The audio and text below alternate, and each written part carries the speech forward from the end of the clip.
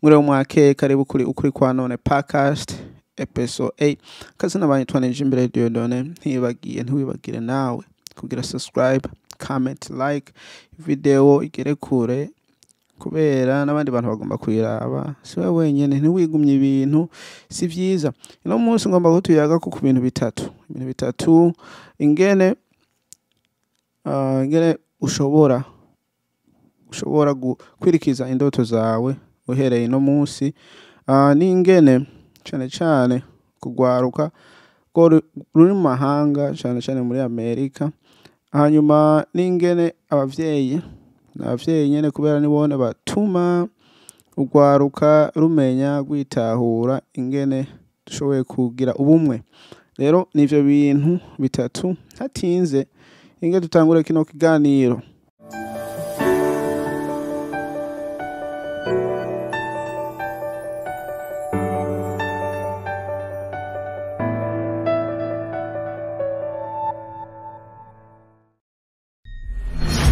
Ino munsi ngoma mvuge ikintu twese tugomba gucamwo, cane uri umwana avuga ngo ati uri umuntu apana umwana,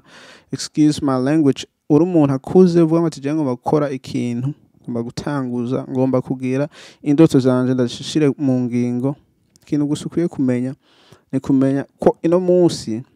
nta wundi munsi ni gutangura, nta yindi nzira. Urumva kenshi ukunda kwiyumvira ngo ati je nta buryo mfise, wewe nta buryo ufise, naje nta buryo mfise. Mugani gutangura ndagufise kubera n'ivyitegererezo biri mu mutwe kandi nawe urashobora kubikora. Kubera burya umwana tangura kwicara, kubika inda, kavura, hanyuma gatangura ni kwirukanga mu mwanya muto ugasanga muriko muravugana. Rero nawe ntuzorindira ngo ati biki n'ibiki, oya, kubera urindiye ino munsi ukavuga ngo ejo nzotangura, ejo naho nuko n'indwi izobiheze, indwi ihere, ukwezi ngaho kuraheze, ukwezi guheze, urumva umwaka uzobuheze. Urumva n'ibintu bigenda birahinduka mu mwanya gasanga wisanze nyene za ndoto zawe utazishoboye kuzishikako. Rero no munsi tangura, hera ino munsi uvuga ngo ati oya jewe hinge ntangure naho ntafise uburyo kugira nanje ngire iyo ngeze. Urabona nk'iyi kamera ndiko ndakoresha ni kamera ntonya, yaba imeze neza iba ibonesha ibi bintu byose ngaha, mugana hari ivyo itabonesha. Urumva ni bwa buryo. Rero ufise uburyo bwari bwose naho bwoba ari uburyo butonya, koresha ubwo nyene, hanyuma ibintu bizohinduka bukebuke. Hariho n'ikindi kintu nyene, uri umuntu uvuga ngo ati je ndatanguje indoto yanje ndashire ku ngingo. Hari abantu abagenzi, yego niko ndavuga, wewe ufise umugenzi ariko arakwirikira indoto ziwe, mugana ukamuraba nkuko utabinezwe. Ivyo bintu si vyiza kubera burya urukundo ruri hagati y'abantu, kandi ico ukoreye umuntu kizokugarukako. Rero ukoze iciza ino munsi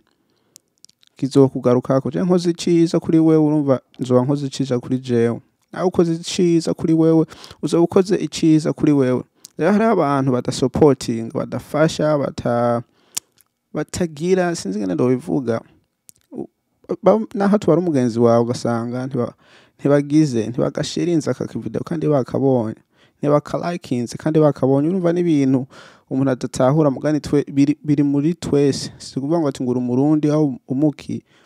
umuntu wari wese hari abantu bakundana n'abantu badakundana. Rero uri umuntu ubona ibintu supporting uwo muntu kubera ntumenya ingaruka yavyo. Cane nivyo ndabibona kugwaruka ugasanga nta rukundo ruri hagati yacu, ugasanga umuntu wese arimenya, nta bumwe buriho, kandi ubumwe ari bwone bushobora kudufasha inzira zose twese turiko turacamo. Nico gituma navuga ngo ati tuzaza kuvuga ni ku bintu nyene vy'abavyeyi, kubera hari ibintu n'abavyeyi bakwiye gufasha ugwaruka cane bwo kugira ubumwe hagati yabo, kubera hari ibintu bihuza ugwaruka. Ego hari imanza usanga ugiyeko ukagendako, mugani izo manza ntushobora kumenya umuntu nk'uko bikwiye ngo mushobore kunganishanya ubwenge kugira mushobore kuraba ngene mwotera imbere. Mugani hari ibintu boshobora gukora byofasha nyambare ama community aja hamwe, cane ibintu ndavuga ino mu mahanga ni muri Afrika, cane mu Burundi barashobora kugira inyigisho nyinshi zitandukanye zo kungura ubwenge abana rwaruka rukiri mu ishure ntabwo utari mu ishure mugani rwararengeye ishure rukaba rugomba gutera imbere uko nyene buke ugasanga ni kubone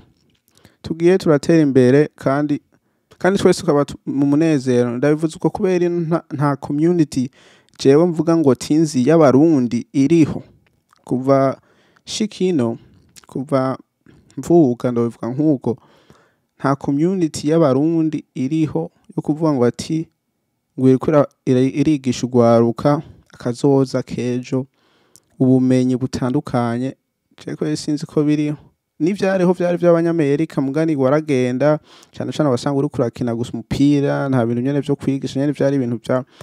byo kuba nyene uratumwanya kugira ntugende mu bintu nyene binyayura umutwe mugani n'ivyo bintu birafasha mugani rero ndiko ndavuga mu bintu vya community byo gufasha urwaruka kugira uce ubwenge rumenye akazoza keza nk'ivyo ndabivuga nyene ku bantu bari mu mahanga ni mu Burundi ndibaza barabikora hariho ahisho usanga babikora batabikora naho urumva n'ibintu bakwiye gutahura kandi bakabikora kubera hari igihe hari ibintu ndibuka bigeze gukora ino haraheze ngira nk'imyaka mugani si imyaka myinshi ego uvuga ngo ati none ibi bintu ndabifise uruhusha rwo kubivuga yego ndabifitiye uruhusha rwo kubivuga kubera naje ndabirimwo ndahora ndabirimwo hari abantu baramfitiye amahera naho bavuga ngo ati barahomvye urumva amahera badufitiye amahera bamfitiye rero iyo groupe yari groupe nyene yo gushira ibintu nyene vy'amahera hamwe hanyuma bakaraba ngene bokora ibintu vy'imigambi ngaha ano mu Burundi byari ibintu byiza mugani handi usanga umuntu mutazinanye biragoye ko mukorana ikintu kubera naho mugikorana arashobora kuguhinduka mugani simvuga nuko hari usanga umuntu aguhinduka kandi mwarakuranye mugakora ikintu ugasanga nico kintu nikigize mugani cyane burya abagenzi babanye ibihe birebire nibone bagira bakora ikintu kigatera imbere naho bavana ico kintu baragikujije ivyo bintu bibaye hari ukwizera guke kugenda kuraja mu bantu cyane mu Barundi kubera imigambi nyene y'abarundi ugasanga naho umuntu yoshobora kuzana iyindi migambi usanga ari ibintu bigoye kwakira kubera bibukanye n'ivyabaye ubwa mbere bikagorana nuko bo kwakira ivyo bindi bintu mugani n'ibintu vyiza rero nyamba hariho sinzi ko ndigeza kubivuga ko kubera mu ama video nyene zara posting n'ibintu vyinshi nshiramwe mugani hariho ngene boshobora kugira ama community nyene yo gufasha abantu uzenya abagende bato nyene mu gwaruka b'abarundi bakamenya nyene bagatahura ubuzima bagatahura n'ingene bashobora kwifata mu buzima bagatahura n'ingene bashobora kwiteza imbere kubera no hari ibintu byinshi boshobora gukora kandi byo kunguka bivanye naho nyene umuntu aba atuye rero ni ibintu byinshi nico gituma n'ivyo ndabivuze ko ufise umugenzi ufise umuntu uzi ugomba gukora imigambi ni murabe ngene mu bikora hanyuma mugire mukwirikize nyene mukurikize indoto zanyu kubera ntumenye ico mujoshikako nawe wa muntu udasupportinga udafasha abantu kandi ushoboye aho ufise ubwo buryo nawe ni kwigarukaho kubera uri kurirukana imigisha yawe kubera naho atwara ibintu vyawe umva imigisha nayo nyene uzoyironka kubera ntumenye imigisha yiva akavideo karaka akavideo gatonya mugani ico ndogomba wewe kovanamo nanje nkavanamo kubera ibintu naho ndabikora naje mba ndiko ndiyigisha mba ndiko naje ndishira mu bwenge yuko ibintu bigenda uku ubuntu bumeze uku hanyuma nkatahurira mu bandi rero ikintu gusa nyene wotahura ni kuvuga ngo ati nyambura umuntu ufise indoto ufise utuntu ugomba gukora nta wundi munsi ni no munsi tangura nyamba uburyo buzoza ni buke nawe wa muntu udasupportinga ni gusupportinga kubera burya imigisha iva mu vyo wakoze cyane ku bavyeyi bari no mu mahanga no mu Burundi no mu Rwanda na hehe hose uri ko aranyumva hari ibintu bashobora gukora gukuza ubwenge bw'ugwaruka abana bato n'abajene bakuze kugira bashobore kumenya ahejo ngene hameze kubera isigende irahinduka ivyakora mu minsi heze sibyane bizokora mu bihe biri imbere rero ngene bigenda birahinduka ni kone